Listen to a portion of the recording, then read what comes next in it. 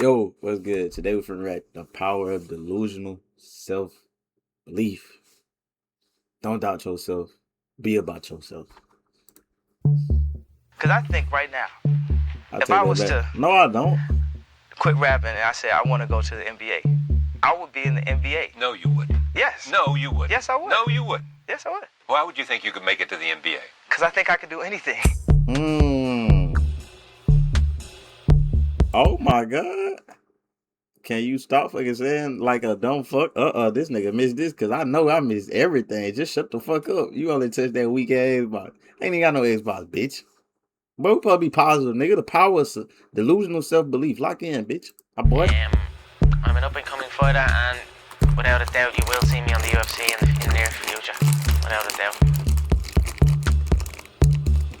Nigga, we both know you got an Xbox. I don't have an Xbox no more. First office of Amazon.com. I don't got it no more. And here, this is my desk here.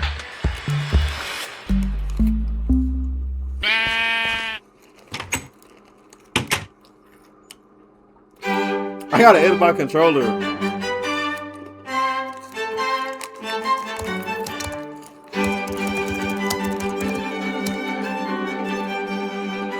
July 1945 Gunda Haig, with the wind-blown hair, number 200. breaks the world record for the fastest time to run a mile. 4 minutes and 1.2 seconds. And people said, well, there may be a barrier. At the time, everyone believed that 4 minutes was the barrier, that running a mile in under 4 minutes was physically impossible. You can't keep on running faster. Scientists even claimed that a human body simply isn't capable of running that fast. That if it ever did,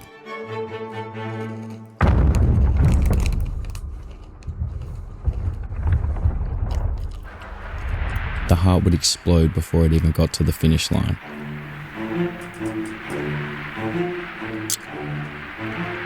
But an overconfident medical student by the name of Roger Bannister believed otherwise. And on the date of May the 6th, 1954, But get your hating ass back. The chrome hard. I know. That bit don't work though.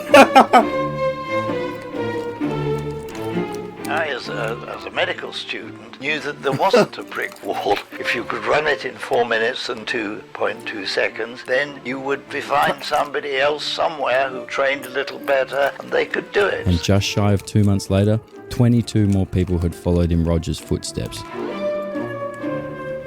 So for 9 years, not one person could break the record. But as soon as it was done once, all of a sudden everyone was now capable. He's got a world record, 3:43. The record today sits at 3 minutes and 43 seconds. Pretty far off the impossible barrier of 4 minutes if you ask me.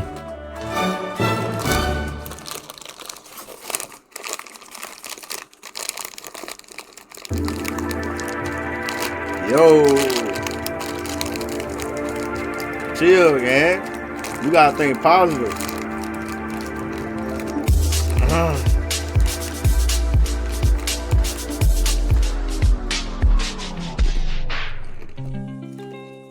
This is a song that I used to hear the old folks sing a long time ago. And I used to hear them tell me these words. When we were little kids, we all had big dreams. If someone asked you what you wanted to do when you grew up, it was an astronaut, an athlete, or maybe it was an actor.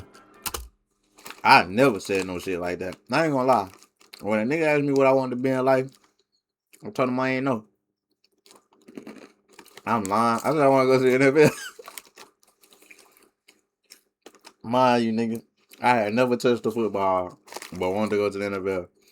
And I didn't start playing football. I got to high school. It's crazy. But then when you get to a certain age, you're expected to lower your standards. Told you can't do certain things. And I don't disagree, to be honest. Most people shouldn't be chasing a dream. But there's some people out there that have it inside of them. And it makes me wonder, how many of those people never got there because they were told they couldn't?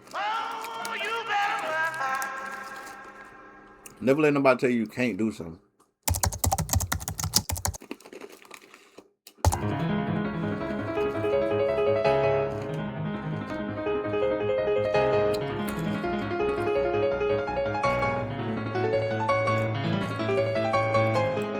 That's how you learn how to catch.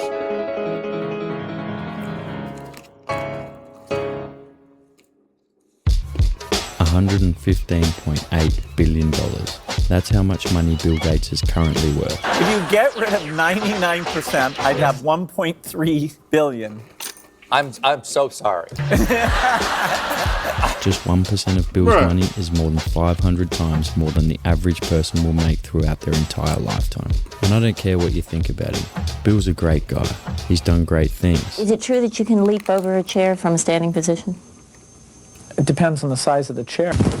But I want to take a look at how. How can a single human being who wasn't handed anything, by the way, make more money than 60 fucking countries combined?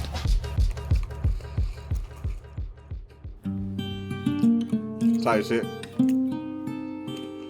At age 12, Bill's parents send him to a private school by the name of Lakeside. 1 year in, the school gains access to something special. This is a Teletype Model 30. One of the only computers in the world at the time. And this is where Bill finds his love for programming. Alongside his classmate Paul Allen, they both begin experimenting with writing code. At the time, they were discouraged from playing around with the computers, told they were better off pursuing something real in the world. And so Bill did exactly that. After graduating, he goes off to college to study law. Hopes of being a lawyer. But whilst he's there, he keeps his passion for computers. He spends most of his spare time reading about them. In books, You don't like them. in articles, in magazines. Fascinated by them.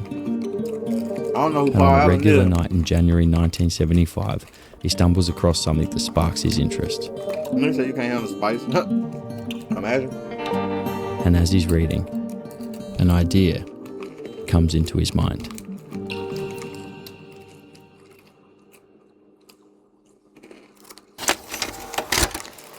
Hello. I'm Bill Gates, chairman of Microsoft. That idea went on to become one of the biggest, most recognizable companies in the entire world. Just 8 months after getting the idea, Bill Gates and Paul Allen decided they would drop out of college and focus on building Microsoft. You son of a bitch. And over the course of the next 50 years, they did exactly that. They built an empire, just last year turning over a light $88 billion in profit. Wow.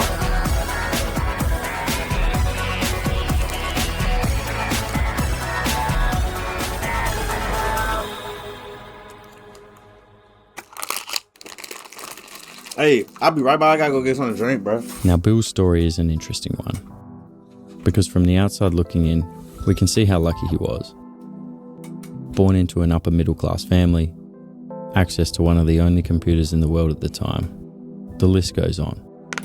But you can't look at that list and blame luck alone for his success. Sure, Bill had one of the luckiest head starts a human could ever have, but he also built everything himself.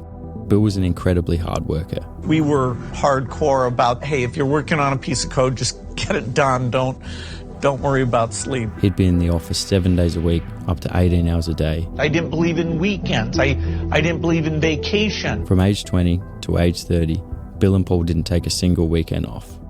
He never received a penny from his parents to fund Microsoft. In fact, the business was actually losing money for the first 5 years. Luck was involved, no doubts about it. He was in the right place at more than the right time, but he also put in more work than everyone else. The success wouldn't exist without both parts.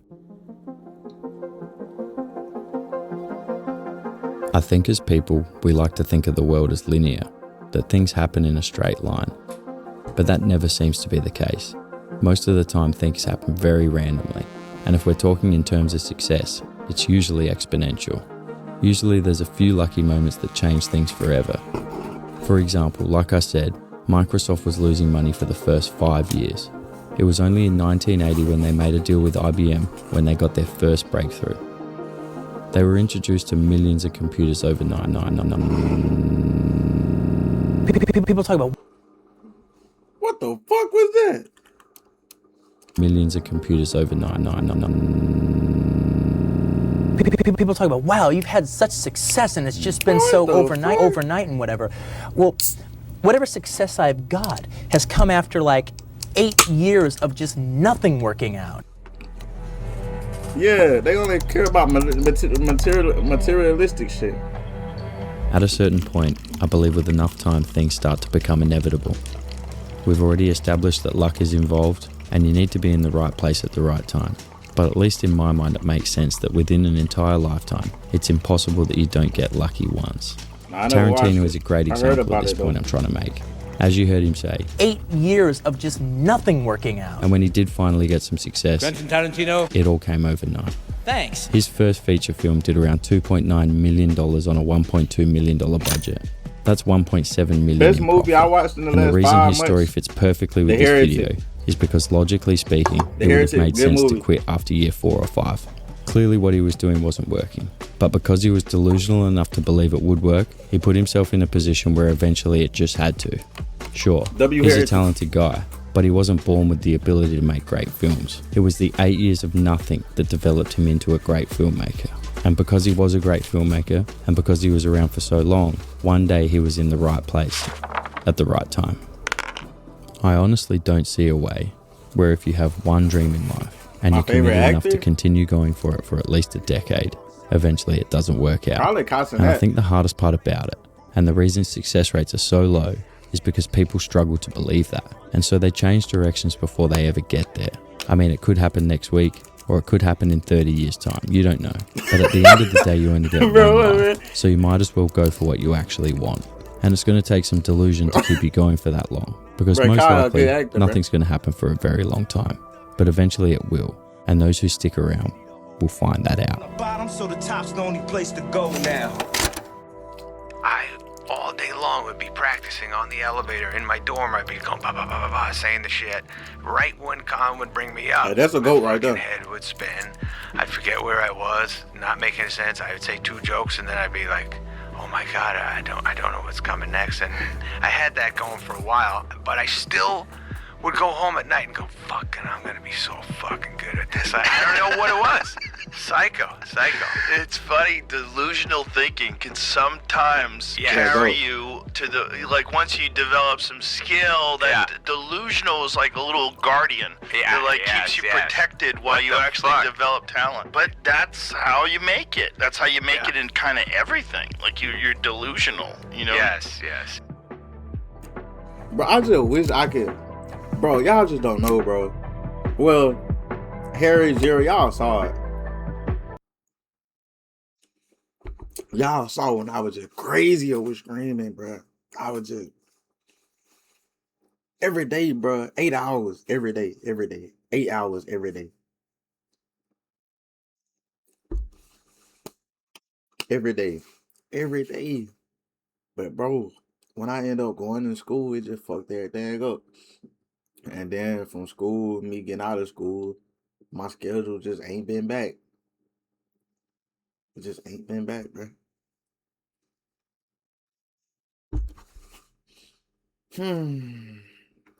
We gonna figure this shit out.